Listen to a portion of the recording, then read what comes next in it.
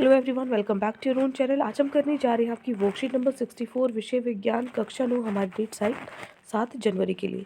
तो चलिए शुरू करते हैं। आज हम अपना जो पाठ है गुरुत्वाकर्षण, उसके अंदर द्रव्यमान और भार के बारे में पढ़ेंगे। दोनों एक जैसे लगते हैं, है ना। इन तो किसी भी वस्तु है, मान लीजिए, उसके द्रव्यमान और भार में अंतर क्या है, ये आज हम जानेंगे। ठीक है। तो देखो, हम जानते हैं कि किसी वस्तु का द्रव्यमान उसके जड़त्व की माप होता है। जड़त्व क्या होता है कि जो वस्तु है वो उसी अवस्था में रहना चाहती है ना।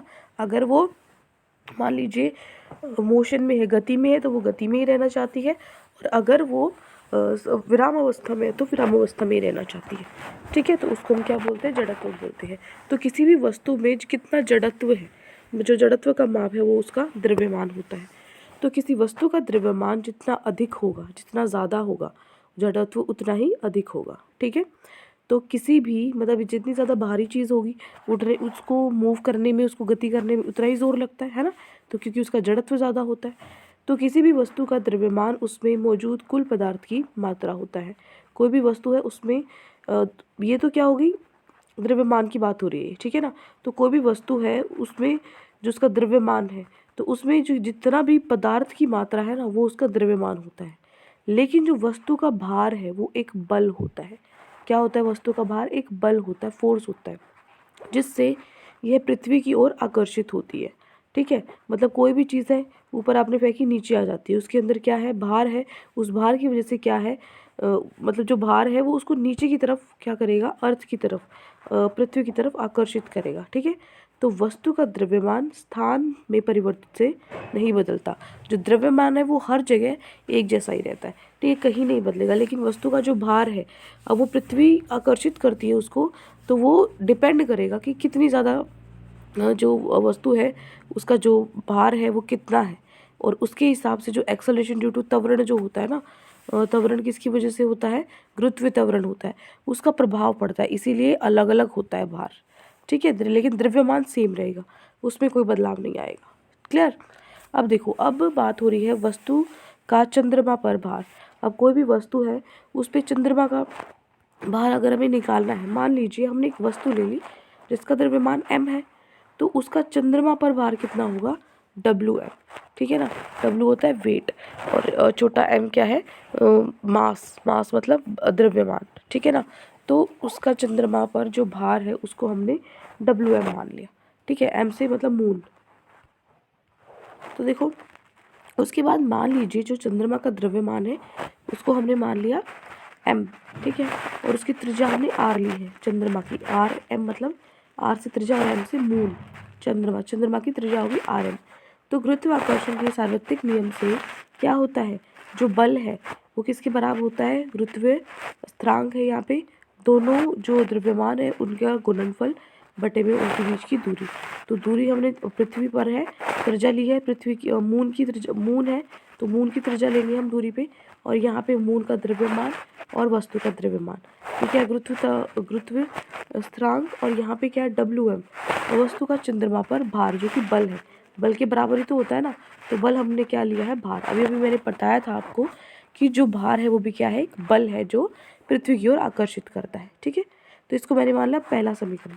अब माना कि उसी वस्तु का पृथ्वी पर भार कितना है, जो वो वस्तु है उसका चंद्रमा पे हमने भार मान लिया WM, अब पृथ्वी पर उसका भार हमने माना WE, E से अर्थ। ठीक है। W आपका भार है। तो पृथ्वी का द्रव्यमान है वो कितना होगा, ME, और त्रिज्या कितनी होगी, RE। ठीक है ना। त्रिज्या R है और द्रव्यमान M है। तो गुरुत्वाकर्षण के सार्वत्रिक नियम से जो क्या है, WE, इसका भी वही होगा। WE क्या है, बल है। बल किसके बराबर है, गुरुत्वीय स्थिरांक गुना में क्या होगा, जो दोनों के बीच का जो द्रव्यमान है दोनों वस्तुओं का, अर्थ का और दूसरी वस्तु का, बटे में r का वर्ग। ठीक है। मतलब जो त्रिज्या आपको दी हुई है। तो समीकरण 1 और 2, समीकरण 1-2 को उसे विभाजित करने पर क्या होगा, यहाँ पे WM/WE is equal to G of M into M, मतलब क्या होगा, इसकी भी वैल्यू रख दो यहाँ पे और इसकी भी वैल्यू यहाँ पे रख दो। ठीक है। तो इन दोनों की वैल्यू रखने पर क्या होगा, यहाँ पे जो G से G कट जाएगा, इस M से M कट जाएगा। सिर्फ क्या बचा, क्या बचा है, सिर्फ उनकी द्रव्यमान बची है और उनकी त्रिज्या बची है। ठीक है, तो इसके बराबर आ जाएगी तीसरा समीकरण। अब इसकी अंदर अंदर मैं मान रख दूंगी सबके। मुझे पता है जो चंद्रमा है उसका कितना द्रव्यमान है, 7.36 इंटू 10⁻22, और त्रिज्या कितनी है चंद्रमा की, 6.37 इंटू 10⁻6। इसी तरीके से यहाँ पे जो आपका अर्थ है, पृथ्वी है, उसका जो द्रव्यमान है कितना होगा, 6 इंटू 10⁻24, और त्रिज्या आपकी 1.74 इंटू 10⁻6 स्क्वायर। ठीक है, तो जब आप इसको सॉल्व करोगे तो आपका आंसर आएगा 0.16 के करीब, मतलब अप्रॉक्सीमेटली लगभग 1/6 के करीब। तो जो वस्तु का चंद्रमा भार है बटे में पृथ्वी का वस्तु भार है वो 1/6 के बराबर आया।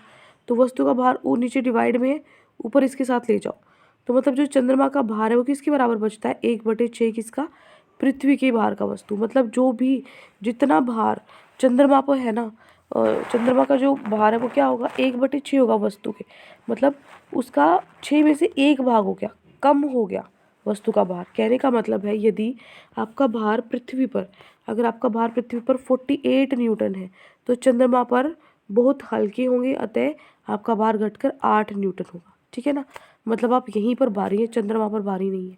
ठीक है, तो 48 न्यूटन पृथ्वी पर होगा तो 8 न्यूटन चंद्रमा पर होगा। ठीक है, अब कुछ पॉइंट्स हैं आपको जो ध्यान में रखने हैं। सबसे पहले जो वस्तु है उस पर पृथ्वी का आकर्षण बल वस्तु का भार कहलाता है। भार क्या होता है कि जो वस्तु है उसको उसके लिए उस वस्तु को पृथ्वी अपने पास आकर्षित करने के लिए कितना बल लगाती है वो उसका है भार, जो किसके बराबर होता है, बल है। तो बल क्या होता है, F=m में होता है ना, तो बल यहाँ पे W है, भार को हम बल लेकर चल रहे हैं, m है। बल क्यों लेकर चल रहे हैं, क्योंकि एक ही जगह g है, त्वरण की जगह गुरुत्वीय त्वरण है, क्योंकि उसको गुरुत्वाकर्षण की वजह से वो आकर्षित हो रहा है पृथ्वी पर। ठीक है, उसके बाद जो वस्तु का भार है वो एक बल है जिसका परिमाण और दिशा दोनों होते हैं। ठीक है, तो ये अदिश या सदिश राशि है। अदिश क्या होती है, जिसमें सिर्फ परिणाम हो, सदिश राशि क्या होती है, जिसमें दोनों। ठीक है, उसके बाद किसी भी वस्तु का अन्य ग्रह या उपग्रह, एक मिनट, अब देखो, किसी भी वस्तु का अन्य ग्रह या उपग्रह पर भार उस स्थान द्वारा वस्तु पर लगे गुरुत्वाकर्षण बल के कारण बदलता है। मान लीजिए कोई भी वस्तु है अर्थ पे, यह पृथ्वी पर अलग होगा उसका भार और दूसरे ग्रह पर अलग होगा, तो जो भार है ना वो स्थान के हिसाब, जो भी स्थान है उसमें कितना गुरुत्व बल है, गुरुत्वाकर्षण बल है, उसके हिसाब से बदलता रहता है। ठीक है, लेकिन जो द्रव्यमान है वो कभी नहीं बदलता। इसका मतलब एक वस्तु है उसका चंद्रमा पर भार चंद्रमा द्वारा उस पर लगाए गए गुरुत्व बल W=mg के बराबर होगा, क्योंकि चंद्रमा पे अलग है हमारा गुरुत्व बल, गुरुत्व त्वरण, और यहाँ पे अलग है पृथ्वी पर। तो हर जगह जो बाल है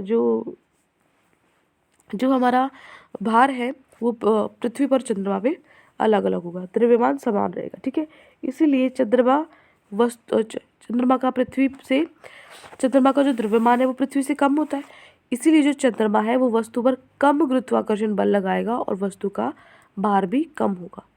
ठीक है, फिर है द्रव्यमान की इकाई कितनी है, किलोग्राम है, जबकि भार की इकाई कितनी है, जो बल की होती है, न्यूटन। ठीक है, तो 10 किलोग्राम, मान लीजिए एक छोटा सा एग्जाम्पल है, 10 किलो द्रव्यमान वाली किसी वस्तु का पृथ्वी पर क्या भार होगा, मतलब जो द्रव्यमान है, कोई वस्तु है जिसका द्रव्यमान 10 है, तो पृथ्वी पर उसका भार क्या होगा, भार पूछा है, भार क्या होता है, W=mg होता है। m क्या है आपका, 10 है, 10 को किससे गुना करेंगे आप, 9.8 से, 10 को 9.8, क्योंकि गुरुत्वीय त्वरण कितना है पृथ्वी पर, 9.8 है, तो इसको गुना करने पर 98 न्यूटन आया। तो कितना बल है, जो हमारा भार है वो कितना है, 98 न्यूटन हमारा आंसर हो गया। ठीक है, ये हमारी थ्योरी होगी। अब अपने क्वेश्चन आंसर पे चलते हैं। तो ये 4 प्रश्न आपको दिए गए हैं, स्टार्ट करते हैं पहले प्रश्न से। एक मिनट, तो पहला प्रश्न है, एक वस्तु का भार चंद्रमा और पृथ्वी में से किस पर कम होगा, कारण स्पष्ट कीजिए। भार और द्रव्यमान, द्रव्यमान हर जगह समान रहता है लेकिन भार बदलता है, तो चंद्रमा और पृथ्वी में से कहाँ पर कम होगा, एक वस्तु का जो भार है वो चंद्रमा पर कम होगा। ठीक है, क्योंकि चंद्रमा का द्रव्यमान पृथ्वी से कम है, इसलिए वहाँ पे चंद्रमा पर क्या होगा, जो वस्तु पर कम गुरुत्वाकर्षण बल लगाएगा, क्योंकि उसका भार कम है पृथ्वी से, इसलिए वस्तु का भार भी कम होगा वहाँ पे। ठीक है, तो चंद्रमा पर पृथ्वी का, जो चंद्रमा पर वस्तु का भार कम होगा, क्योंकि वहाँ पे गुरुत्वाकर्षण बल कम है। ठीक है, पहला प्रश्न हो गया। नेक्स्ट है, दूसरा प्रश्न है आपका, कि किसी वस्तु के चंद्रमा पर भार को ज्ञात करने के लिए गणितीय सूत्र परिकलित कीजिए। तो यहाँ पे गणितीय सूत्र मैंने लिखा नहीं है, आपकी वर्कशीट में ही आपको दिया हुआ है। देखो प्रश्न 2 जो ये सारा है ना, ये लिखना है आपको। कहाँ से? ये पूरा जो है देखो, वस्तु पर चंद्रमा का गुरुत्व, ये सारा का सारा जो इस पूरे बॉक्स में है, ठीक है, ये सारा आपको लिखना है। क्लियर? मतलब ये आपको जो रिलेशन है, संबंध है, ये आपको दिखाना है। ठीक है, अगर आपको यहाँ से क्लियर ना दिखे, आपकी वर्कशीट का जो लिंक आया हुआ है आपके क्लासेस में जो आपको गिवन है, ठीक है, जो आपके टीचर ने आपको शेयर किया है, तो वहाँ से भी आप डायरेक्ट देख के लिख सकते हो। अगर आपको यहाँ से साफ नहीं दिखाई दे रहा तो ये आपको लिखना है दूसरे प्रश्न में। ठीक है, ये पूरा आपको करना है दूसरे प्रश्न में। अगर वहाँ से नहीं करना तो बैक जाके वीडियो के जब मैं इसको समझा रही हूँ तब साथ साथ अभी पूरा लिख सकते हो। ठीक है, हो जाएगा दूसरा प्रश्न। आगे बढ़े, चलिए आगे है तीसरा प्रश्न। देखो थर्ड क्वेश्चन है। तीसरा प्रश्न क्या है? किसी भी ग्रह पर किसी वस्तु का भार कौन से कारक पर निर्भर करता है? तो भार पूछा है कि कौन से कारक पर निर्भर करता है। तो भार देखो, किसी भी ग्रह पर किसी वस्तु का जो भार है वो दो चीज़ों पर निर्भर करता है, एक तो द्रव्यमान और एक गुरुत्वीय त्वरण कितना लग रहा है। तो इन चीज़ों पे क्या होता है, जो भार है उसका प्रभाव पड़ता है। ठीक है, द्रव्यमान और गुरुत्वीय त्वरण। क्लियर? नेक्स्ट है क्वेश्चन नंबर 4। चौथा प्रश्न है, यदि एक व्यक्ति का चंद्रमा पर भार 10 न्यूटन है तो उसका पृथ्वी पर भार कितना होगा? तो हमने अभी अभी एक संबंध किया था कि जो चंद्रमा पर वस्तु का भार है वो 1/6 होता है किसके? पृथ्वी के वस्तु के भार के। ठीक है, तो 1/6 होगा किसका? पृथ्वी पर वस्तु का भार। तो चंद्रमा पर वस्तु का भार 10 न्यूटन दे रखा है, ये हमें निकालना है। 10 न्यूटन है, 6 इधर क्या है, नीचे डिवाइड में, ऊपर जाके गुना में हो जाएगा। 10 गुना में 6, 60 न्यूटन आएगा क्या? पृथ्वी पर वस्तु का भार। जो वस्तु चंद्रमा पर 10 न्यूटन की है वो पृथ्वी पर 60 न्यूटन की है। ठीक है, क्योंकि चंद्रमा पे जो भार है वो कम होगा। क्लियर? ये हो गया चौथा प्रश्न। तो ये 4 प्रश्न आज आपकी वर्कशीट में दिए गए थे। आई होप आपको अच्छे से समझ में आ गए हैं। कोई भी डाउट है किसी भी क्वेश्चन में तो कमेंट सेक्शन में मुझसे पूछ सकते हैं। और अगर आपको लेक्चर अच्छा लगे तो चैनल को सब्सक्राइब कर सकते हैं, वीडियो को लाइक कर सकते हैं। आज के लिए इतना ही, मिलते हैं नेक्स्ट वीडियो में। चलते हैं, टेक केयर, बाय बाय।